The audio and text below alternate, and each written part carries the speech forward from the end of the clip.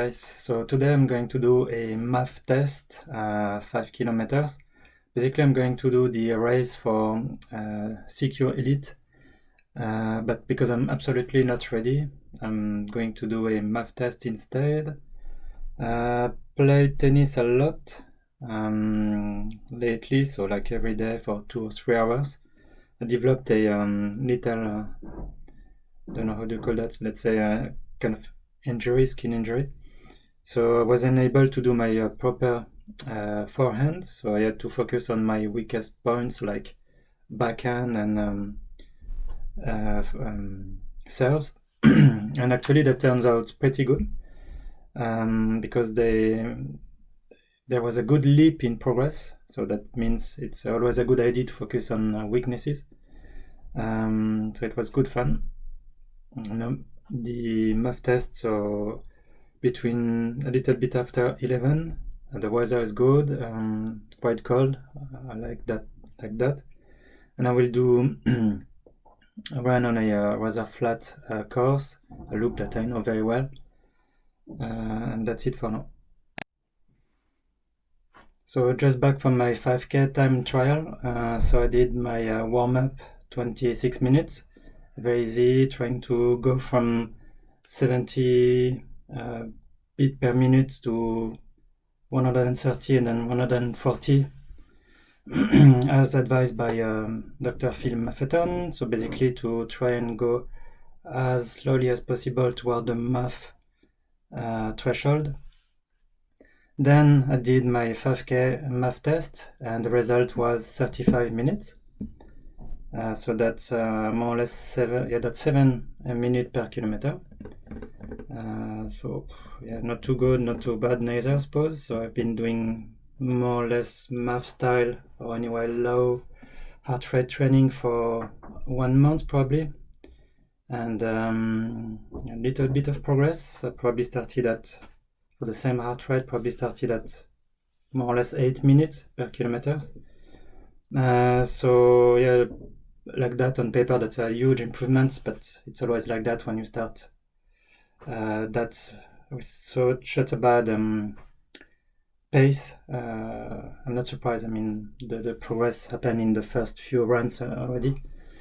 Also, I've not been doing MAF stricto sensus. So, for example, I was doing a bit of speed work whenever I felt like it, more like fartlek. Wasn't very, hardcore killing workout, more like I feel like running fast, so I will do a bit of surges. So for example, yesterday I did 10 minutes at my above 10k pace. So that's it. So yeah, MAF result 35 minutes. Then what happened, because I was so bored doing the MAF loop, then I did a 5k time trial right after that, and this time I did 22 minutes and 20 seconds. So a bit faster than my 10k, slower than my PB 5k obviously of 20:45. So I was in control. It was hurting though, because I didn't do much true speed work for a while. So it was in control, but on the high start to hurt range. And then at the end, the last 2 kilometers started to go a bit faster as well. So it was a negative split. And at the end, I did a kick. Like the last 200 meters, I was trying to sprint a bit. So as you can see, a little bit red in the face. It wasn't easy at all. But I'm happy. I mean, that still means I can run a little bit fast when I want to. So the first MAF test, so I averaged 149, which was my target. Didn't want to go above 150 for as much as possible. Or as soon as I see I was above, then I would slow down. So I think job done more or less. Little peak here, that's because there was a car, so I had to go faster. But otherwise I think that's a good MAF test. So why did I pick 150? Well, simply because 150, 149 is 73% of my max.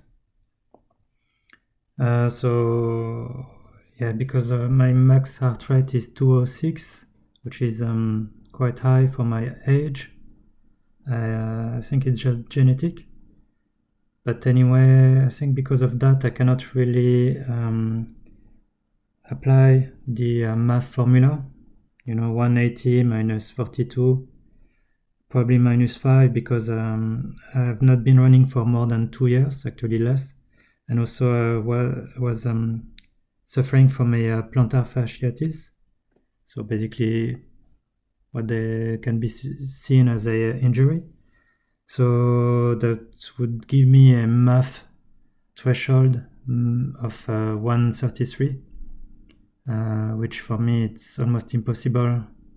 I mean I don't know how to get there, or maybe I need to run in place and slightly forward, like 6 kilometers per hour, which is less efficient than walking.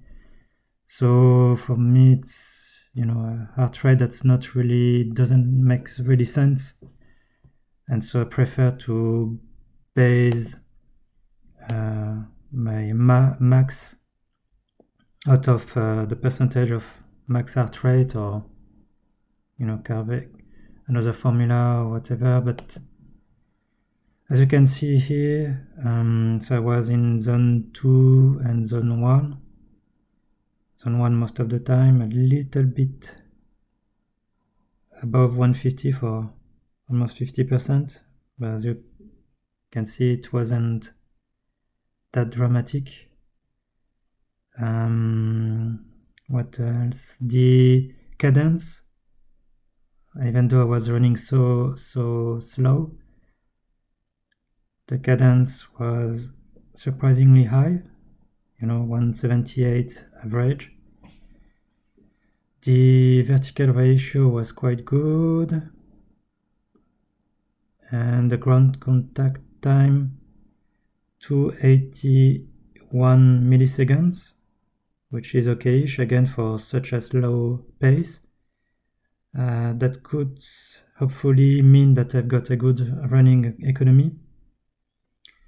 Now I'm going to show you the 5K time trial where I run faster. So 22:20.